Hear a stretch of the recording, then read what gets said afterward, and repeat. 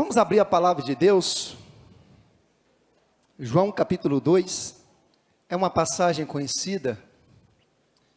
Aqui vai relatar o primeiro milagre de Jesus, onde Jesus transforma a água em vinho. Esse vinho, não vou pregar sobre isso, mas esse vinho não é alcoólico, esse vinho veio direto do céu. Esse vinho não é alcoólico. O vinho alcoólico, a Bíblia condena o vinho alcoólico. Provérbios 20, versículo 1. A Bíblia diz que o vinho é escarnecedor. E aquele que se inclina ao vinho não é sábio. Eu posso beber um pouco de vinho, mas Gálatas capítulo 5, 9 diz: um pouco de fermento leveda toda a massa. Não tem como você ser um pouco alcoólatra, um pouco adúltero, um pouco pornográfico. Isso não existe, querido. Ou você é ou você não é. Não quero falar sobre isso, mas é só para você ter ciência que esse vinho não é um vinho alcoólico. Se fosse alcoólico, Jesus estaria indo contra a palavra de Deus em Abacuque 2,15, que diz assim: ai daquele que der de beber ao seu companheiro. Jesus estaria dando vinho, bebida alcoólica para aquele povo, então ele não seria o Messias. Mas vamos lá, a ênfase não é essa, é só mesmo para... Tenho certeza que Deus já falou ao coração de alguém aqui, amém? João capítulo 2, vai falar do primeiro milagre de Jesus. Jesus tinha 30 anos de idade, esse milagre aconteceu em Caná da Galileia. Mas eu gostaria que você levantasse as suas mãos e orasse por mim agora, amém? Eu preciso da sua bênção, eu preciso da sua autorização, para que eu venha ministrar a palavra do Senhor neste lugar. Então a sua intercessão é muito importante para mim, porque a nossa responsabilidade nesse altar é muito grande. Aqui não é lugar de brincadeira, aqui é sério este lugar. O altar é um lugar sério. Então que eu não venha manifestar, a carne neste lugar, mas que eu venha manifestar o Espírito de Deus neste lugar. Que eu seja apenas um instrumento do Senhor, que eu seja apenas um canal de Deus neste lugar. Em nome de Jesus, eu recebo esta oração. Eu recebo esta oração. Eu tomo posse desta oração. Para que eu seja um instrumento do Senhor. Diga para o seu irmão assim, honre o seu pastor. Diga para ele assim: honre o seu pastor. Honre a sua igreja. Mas pelo amor de Deus, ponha a sua expectativa em Cristo. Honre o seu pastor, honre a sua igreja, mas coloque a sua expectativa em Cristo, porque Ele é o dono da igreja. Eu sou apenas um comedor de feijão, imperfeito igual você mesmo. Se você colocar a expectativa nele, querido, você nunca vai se decepcionar. João capítulo 2, projeta por favor, a partir do versículo 1. E ao terceiro dia fizeram-se umas bodas em Caná da Galileia. Estava ali a mãe de Jesus. E foi também convidado Jesus e os seus discípulos para as bodas. E faltando vinho, a mãe de Jesus lhe disse: não tem vinho. Disse-lhe Jesus: mulher, que tenho eu contigo? Ainda não é chegada a minha hora. Sua mãe disse aos serventes: fazei tudo quanto ele vos disser. E estavam ali postas 6 talhas de pedra, para as purificações dos judeus, e em cada uma cabiam 2 ou 3 almudes. Disse-lhe Jesus: enchei de água essas talhas, e encheram-nas até em cima. E disse-lhes: tirai agora e levai ao mestre-sala. E levaram. E logo que o mestre-sala provou a água feita em vinho, não sabendo de onde viera, se bem que eu sabia os serventes que tinham tirado a água, chamou o mestre-sala ao esposo e disse-lhe: todo homem põe primeiro o vinho bom, e quando já tem bebido bem, então o inferior, mas tu guardaste até agora o bom vinho. Versículo 11, Jesus principiou assim os seus sinais em Caná da Galileia e manifestou a sua glória, e os seus discípulos creram nele. Você pode aplaudir a palavra de Deus?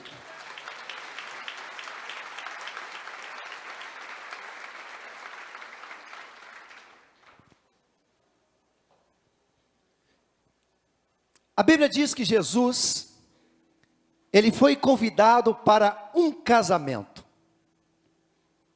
Jesus estava presente nesse casamento. E a Bíblia vai nos dizer que aconteceu algo terrível naquele casamento. Acabou-se o vinho. Vinho significa alegria. Era como se estivesse dizendo, acabou a alegria. Mas Jesus estava presente naquele casamento. Aquele casamento era um casamento judaico. E como era o casamento judaico? Ele tinha duração de 7 dias. Se puder colocar aí o fundo, por favor.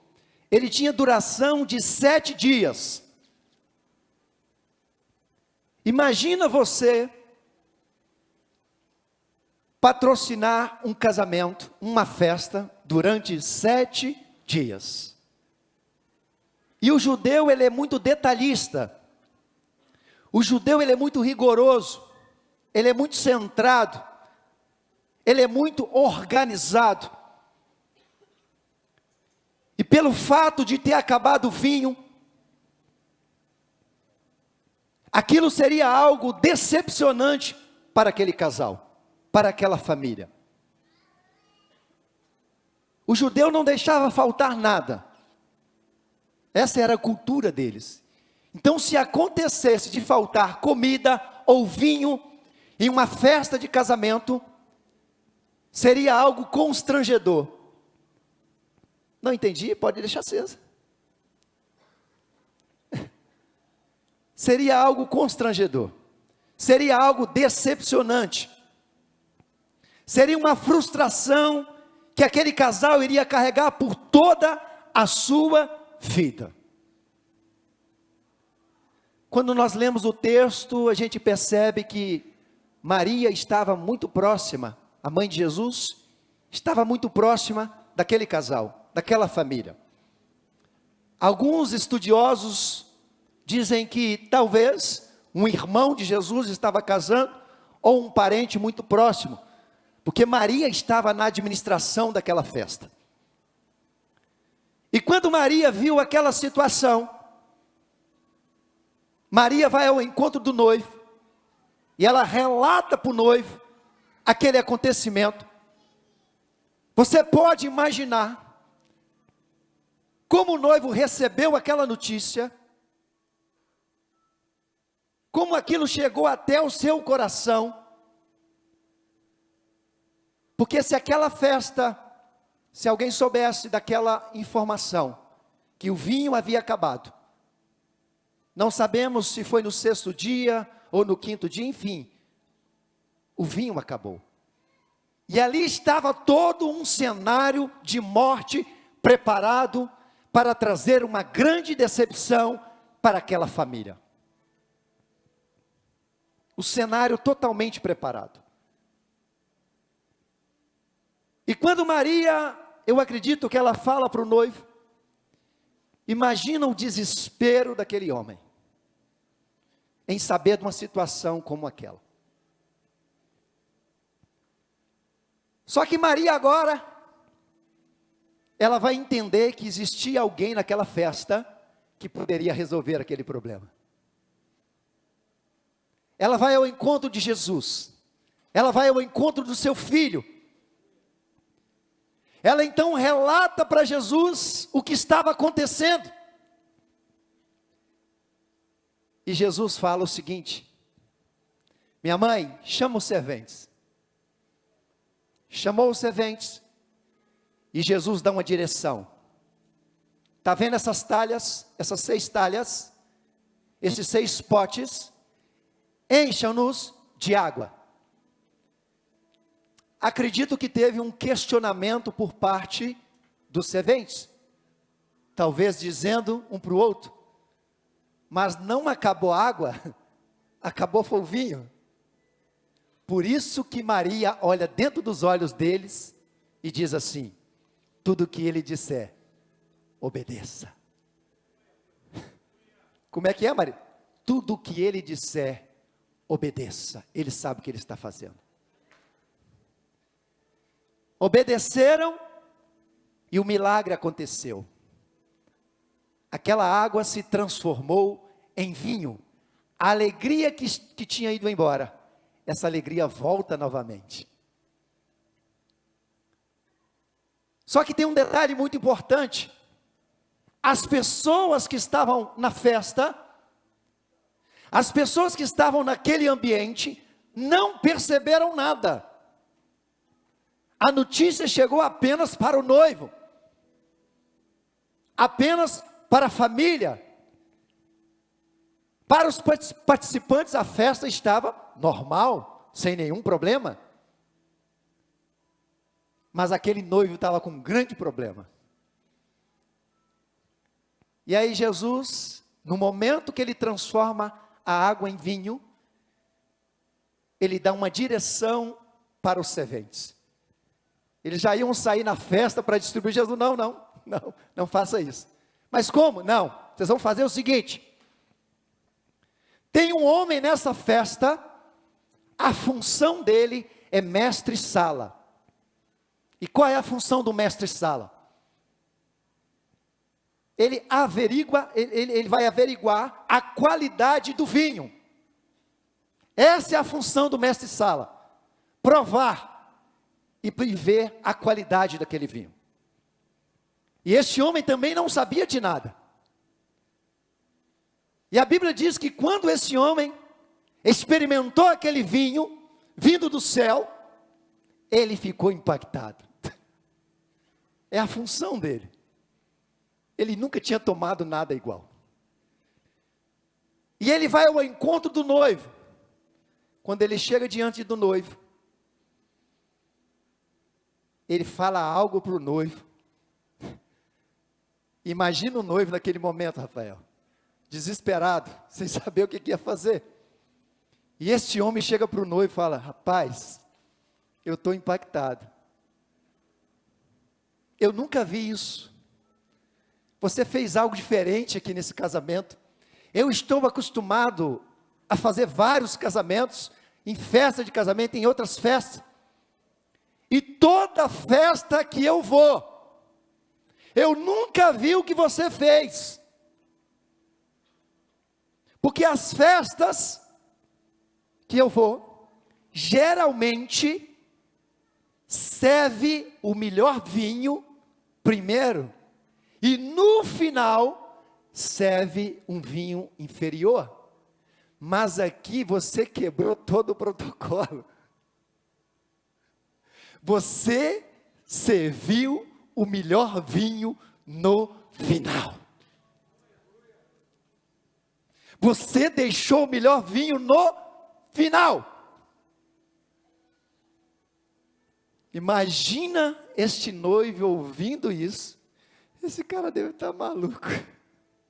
Eu estou aqui quase me matando. Eu fui lá na cozinha, eu vi que não tinha, que tinha acabado. E ele está dizendo que está servindo o melhor vinho. Onde ele tirou isso? Primeira coisa, deixa eu falar algo para vocês. Eu quero falar um pouco desse casal. Não aparece nome, nem a história. Mas isso são a sombra do texto, eu acredito. Você acha que Jesus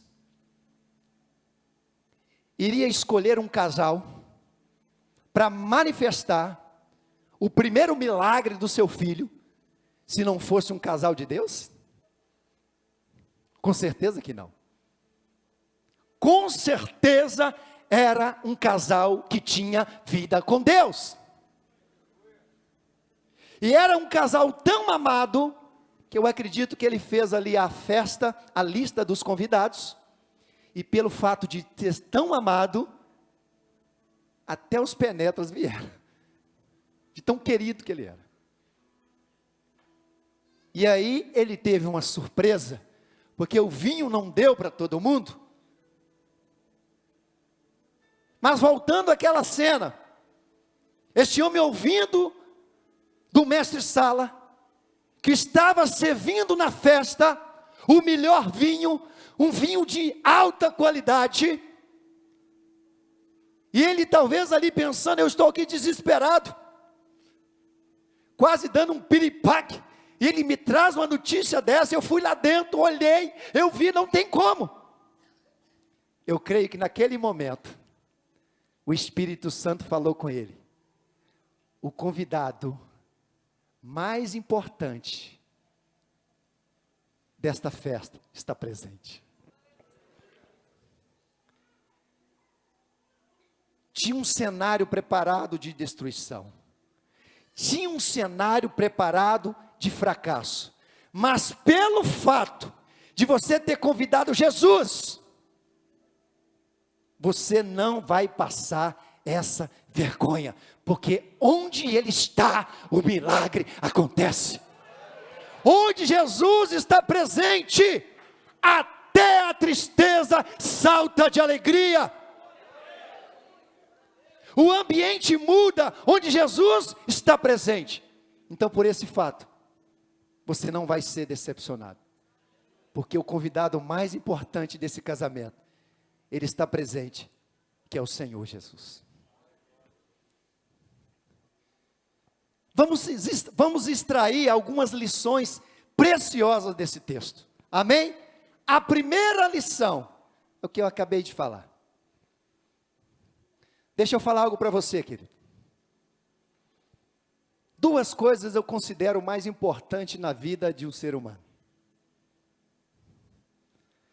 Talvez você pode ter outras considerações, são coisas minhas. Mas duas coisas eu considero mais importante na vida do ser humano. A primeira delas, a nossa salvação. Jesus. Não tem nada mais importante do que a nossa salvação. Esse é o nosso bem mais precioso.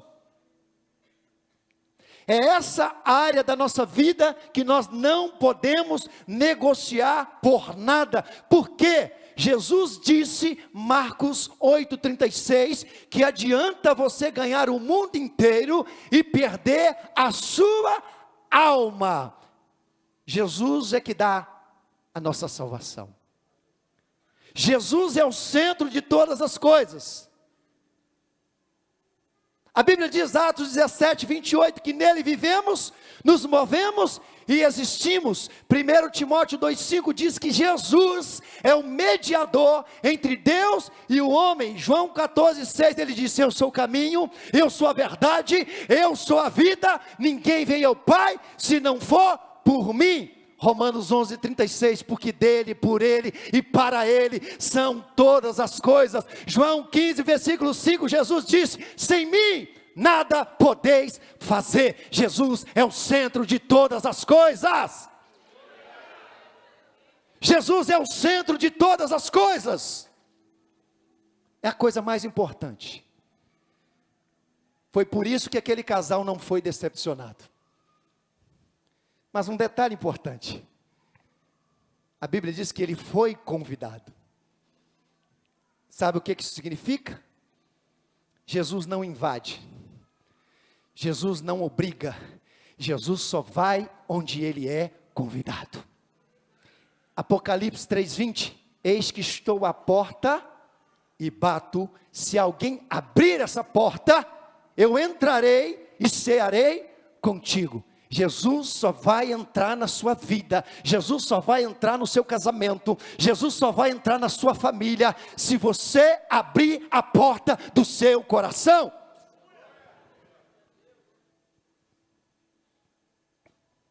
Essa é a coisa mais importante, a primeira coisa mais importante da nossa vida, é a nossa salvação. Não tem dinheiro no mundo que pague isso, não negocie isso por nada. Permaneça firme na sua fé, permaneça firme nos princípios, não negocie os princípios por nada. Não negocie, querido.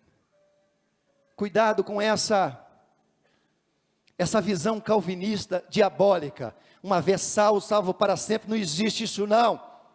Por isso que Jesus disse para aquela mulher: vá e não peques mais. João capítulo 15, versículo 1 fala sobre isso. Jesus diz: eu sou a videira verdadeira. Aquele que estando em mim não der fruto, será cortado. Você só permanece em Jesus, na videira, se você der fruto. Jesus é o centro de todas as coisas. Minha esposa é uma bênção, minha filha é uma bênção, vocês são uma bênção, mas entre vocês e Jesus, eu escolho Jesus. Jesus é tudo. É melhor morar num barracão com Jesus do que morar no palácio com o diabo. É melhor morar lá debaixo da ponte, se coçando, sem nada, sem roupa, passando frio, passando fome com Jesus, do que morar num palácio com o diabo, cheio de coisas boas. Jesus é o centro de todas as coisas. Vamos aplaudir Jesus, Ele merece toda a honra.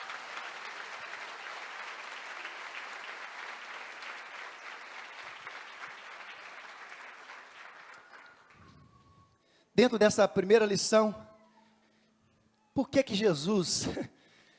Jesus manifesta o seu primeiro milagre num casamento? É Deus mostrando a importância do casamento. Então é a segunda coisa mais importante que eu considero na vida do ser humano, é o seu casamento.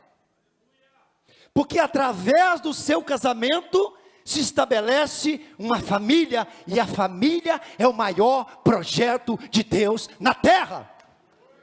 Por isso que o diabo quer destruir a família. Se destrói a família, destrói uma sociedade. Pastor Josué Gonçalves disse uma frase poderosa, e eu creio nesta frase, que nenhum sucesso justifica o fracasso de uma família. E o casamento não é uma ideia humana. O casamento não é um projeto humano. O casamento foi o próprio Deus que instituiu. Gênesis capítulo 2, versículo 24, está ali o texto. Deixará o homem pai e mãe, e unir-se-á a sua esposa, e se tornarão uma só carne. Capítulo 2, versículo 18. Deus disse assim: não é bom que o homem esteja solteiros. Vocês não vão ficar solteiros não, que não é bom.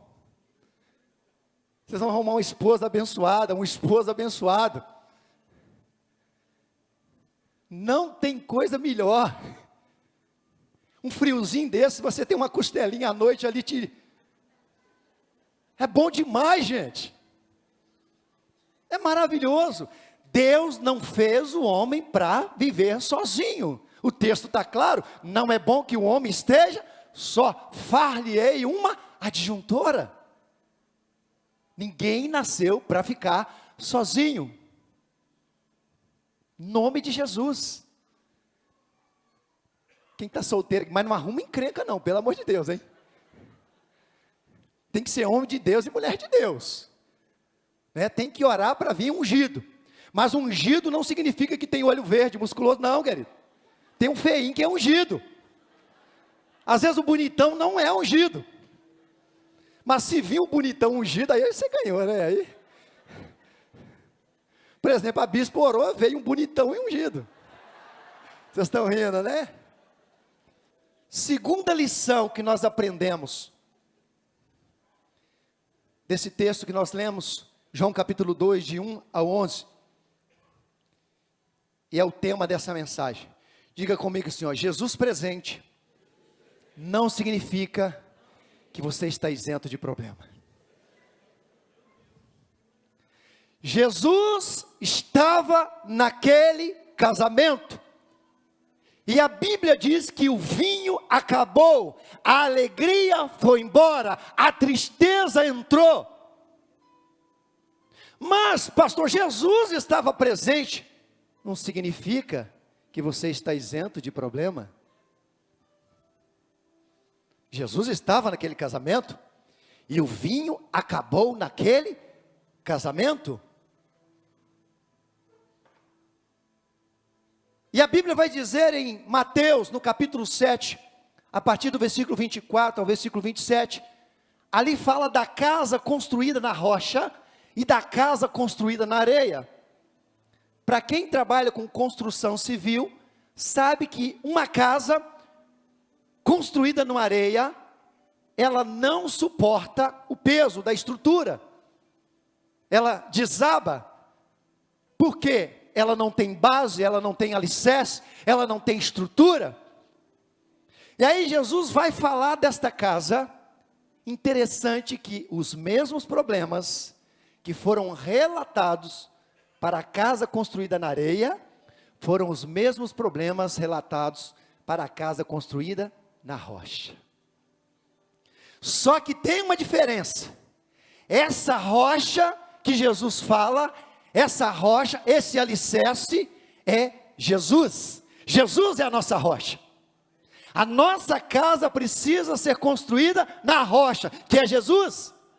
E aí Jesus vai dizer que os ventos vieram, né, os problemas, olha só, e desceu a chuva, e correram rios, e assopraram ventos, e combateram aquela casa, e não caiu, porque estava edificada sobre a rocha. Continua o texto. E aquele que ouve essas minhas palavras, e não as cumpre, compará-lo-ei ao homem insensato, que edificou a sua casa sobre a areia. E desceu a chuva, e correram rios, e assopraram ventos, olha, os mesmos problemas, e combateram aquela casa, e caiu, e foi grande a sua queda. Essa é a diferença. Mesmo Jesus presente, veio a chuva, veio a tempestade, veio os problemas, mas tem uma grande diferença, aquela casa não desabou, ela permaneceu de pé, porque ela estava edificada na rocha, e essa rocha é Jesus. Por isso que você passa por problema, por isso que eu passo por problema, mas tem uma diferença, querido, pelo fato do nosso casamento, da nossa família, da nossa vida ser estruturada na rocha, ela permanece de pé. Levanta suas mãos, eu quero declarar isso, querido, sobre a tua vida, que nenhum vento vai derrubar a sua casa, que nenhuma tempestade vai derrubar a sua casa, a sua família, o seu casamento, a sua vida financeira. Eu libero esta palavra, porque você está edificado sobre a rocha, e essa rocha se chama Jesus. Se você recebe, dê um aplauso forte, e glorifica o nome do Senhor.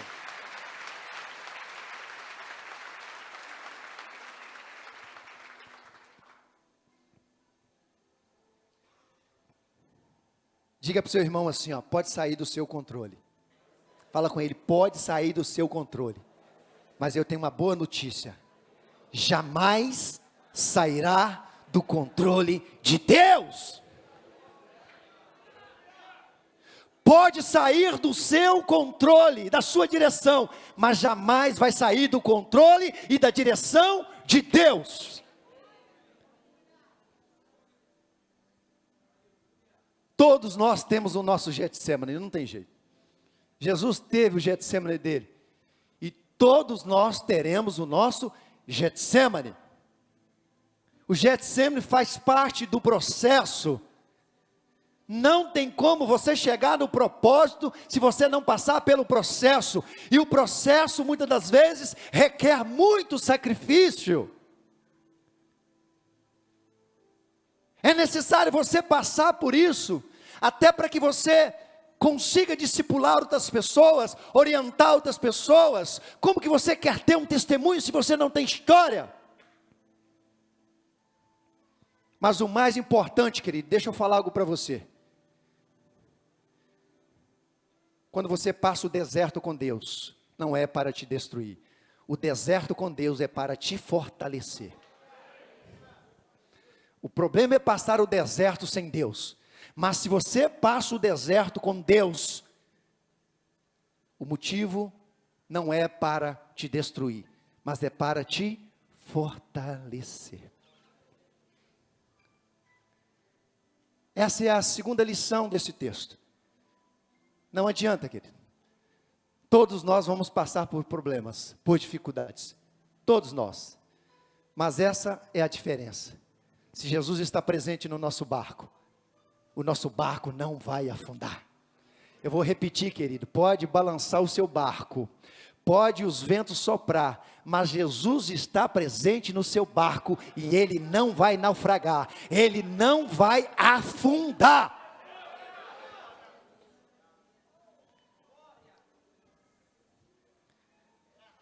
Terceira lição, essa é maravilhosa. Esse é o final que todo mundo espera. De repente chega a notícia no casamento: estão servindo o melhor vinho. O melhor vinho Deus deixa por último. Eu acho que você está entendendo que Deus está querendo falar com você. Eu acho que você está entendendo que o Espírito Santo quer falar com você. Eu tenho certeza que você está entendendo o motivo que você veio nesta noite. Por tudo que você passou, pelo processo que você passou, e Deus te trouxe aqui nesta noite para dizer o seguinte: o melhor vinho está chegando, e vai ser a partir de hoje. Vai ser a partir de hoje. Você suportou, você continuou fiel a mim, você não negociou os princípios. Eu tenho uma boa notícia: o melhor vinho está chegando para você. Aleluia. A Bíblia fala sobre isso, Eclesiastes 7:8. O fim das coisas é melhor do que o início dela. Pega na mão dessa pessoa, seja profeta para ela. Seja profeta, fala com ela, você não tem ideia do que Deus vai fazer. Diga para ela assim: o melhor vinho está chegando na tua vida. A melhor alegria está chegando na tua vida. Você vai viver um tempo profético em todas as áreas da tua vida, no seu ministério, na sua família, em todas as áreas das suas finanças. Eu declaro, eu libero esta palavra, porque você suportou as tempestades, você suportou as retaliações, e eu tenho uma boa notícia: você venceu, você venceu. Se prepara agora para viver o melhor que Deus tem para você.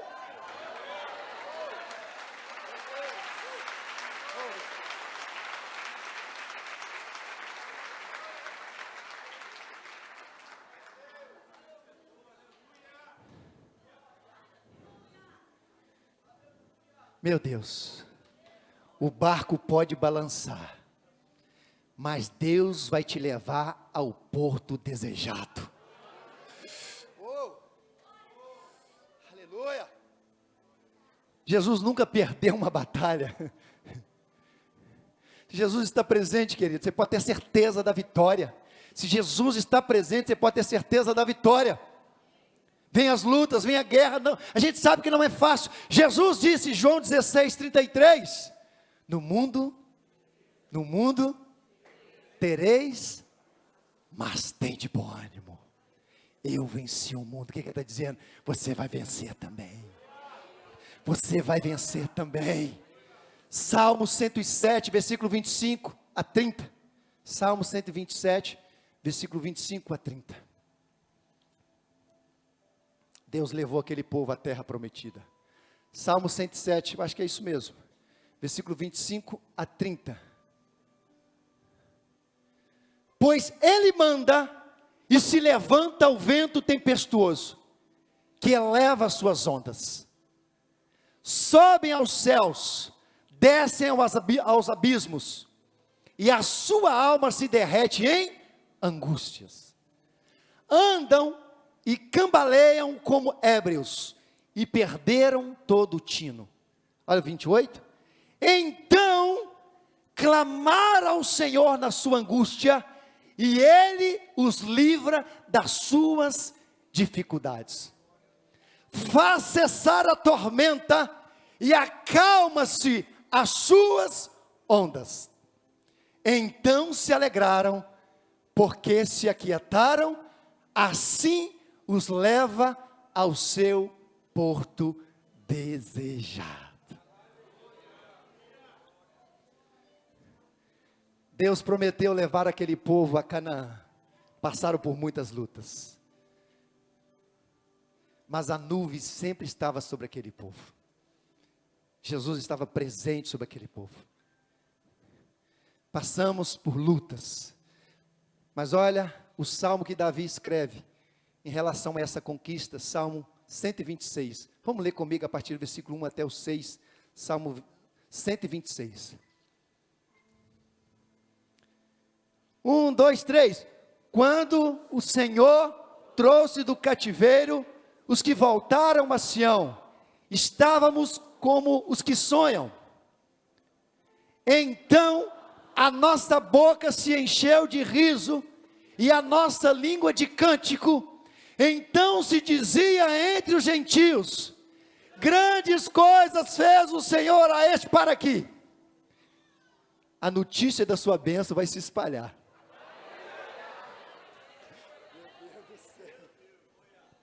Lembra do fulano de tal? Você não tem ideia o que aconteceu com ele.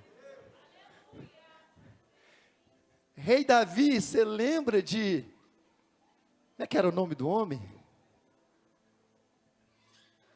Rei Davi, quando levou a Arca da Aliança lá para casa do... Esqueci o nome do homem.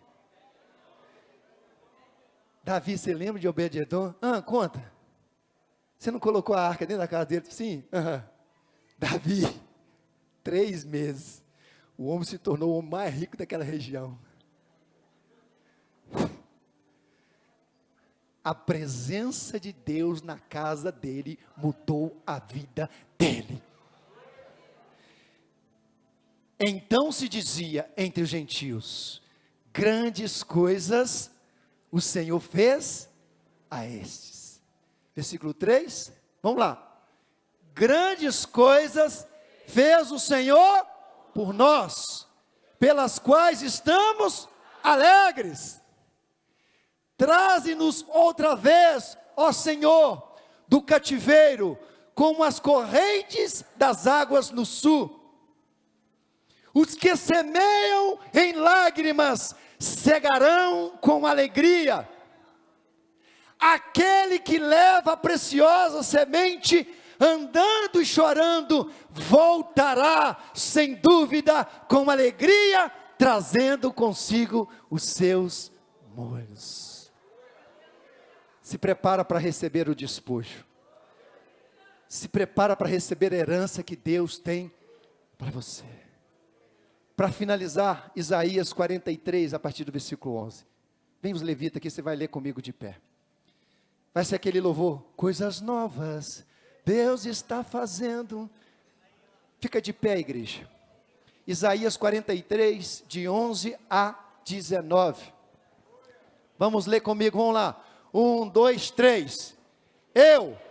Eu sou o Senhor, e fora de mim não há Salvador. Eu anunciei, e eu salvei, e eu o fiz ouvir. E Deus estranho não houve entre vós, pois vós sois as minhas testemunhas, diz o Senhor. Eu sou Deus. Ainda antes que houvesse dia, eu sou, e ninguém há que possa fazer escapar das minhas mãos. Agindo eu, quem impedirá? Assim diz o Senhor, vosso Redentor, o Santo de Israel: por amor de vós, enviei a Babilônia, e a todos fiz descer como fugitivos os caldeus nos navios com que se vangloriavam. Eu sou o Senhor, vosso Santo, o Criador de Israel, vosso Rei. Assim diz o Senhor, o que preparou no mar um caminho, e nas águas impetuosas uma vereda. O que fez sair o carro e o cavalo, o exército e a força, eles juntamente se deitaram e nunca se levantarão. Estão extintos como um pavio, se apagaram. Meu Deus, olha o que Deus vai fazer com seus inimigos. Não vos lembreis das coisas passadas, nem considereis as antigas. Eis que faço uma coisa nova, agora sairá a luz, porventura não a percebeis. Fala com seu irmão, você não está percebendo? Deus está falando, você não está conseguindo enxergar? Você não está vendo? Pega no você não está vendo, você não viu ainda. Depois, como que você não viu ainda? Senhor, abre os olhos, ora por ele aí, fala assim, Senhor, abre os olhos do meu servo. Fala assim, Senhor, abre os olhos de Geazi, Senhor. Abre os olhos dele, Senhor. Eis que porei um caminho no deserto e rios no ermo. Você pode aplaudir e glorificar o nome do Senhor.